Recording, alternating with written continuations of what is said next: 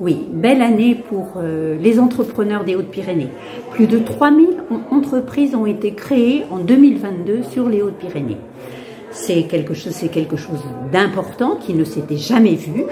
Il faut faire très attention lorsque des prêts sont octroyés à ces jeunes entrepreneurs, qu'ils aient bien toute la capacité et toutes les connaissances leur permettant réellement de mener à bien une entreprise. Avec nos équipes de bénévoles, nous les accompagnons en ce sens et nous mettons en place des parrainages.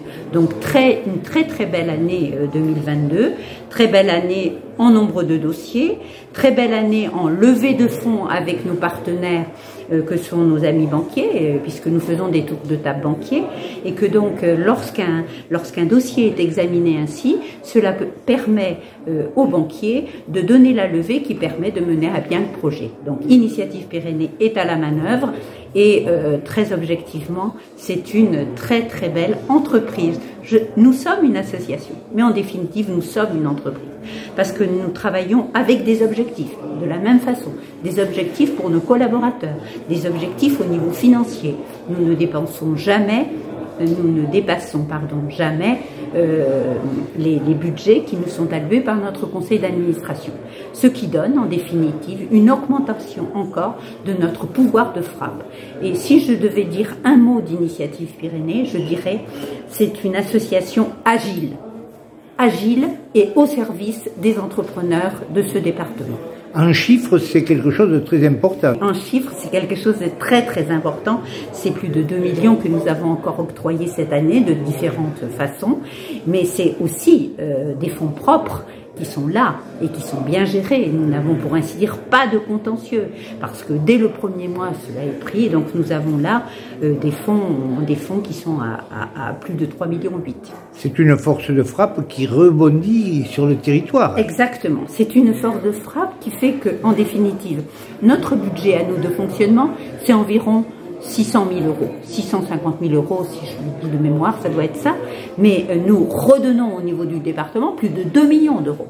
Donc c'est une force de frappe qui permet encore une fois la première prise de financement pour celui qui veut créer son entreprise. Et je rappelle que ce sont des prêts sans intérêt et sans garantie. C'est des prêts à 0%. Sans intérêt et sans garantie, durée 5 ans, qui peuvent être avec un différé d'1 ou 2 ans. Une durée de pérennité, vous avez... À durée de pérennité, à 3 ans, 97%, à 5 ans, 93%. C'est exceptionnel. Alors un petit point noir sur lequel vous avez insisté, c'est l'histoire du RSA. Oui, parce que nous avons 2 casquettes à Initiative Pyrénées. La première casquette, c'est celle que je viens de vous décrire. Nous sommes une association qui finance les entrepreneurs et qui les aide à créer leur entreprise.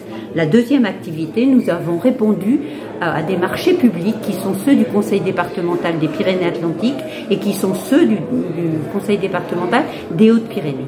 Ce marché public nous demandait d'accompagner, d'abord de vérifier les revenus de ces auto-entrepreneurs qui retombaient au RSA, vérifier leurs revenus pour voir s'ils avaient bien droit au RSA ou pas, vérifier les comptes et ensuite, lorsqu'ils avaient droit au RSA, les accompagner et les aider à rebondir dans l'activité entrepreneuriale ou dans l'activité privée, dans l'activité privée, salariée, je veux dire, puisqu'il y a beaucoup de postes à pourvoir à l'heure actuelle.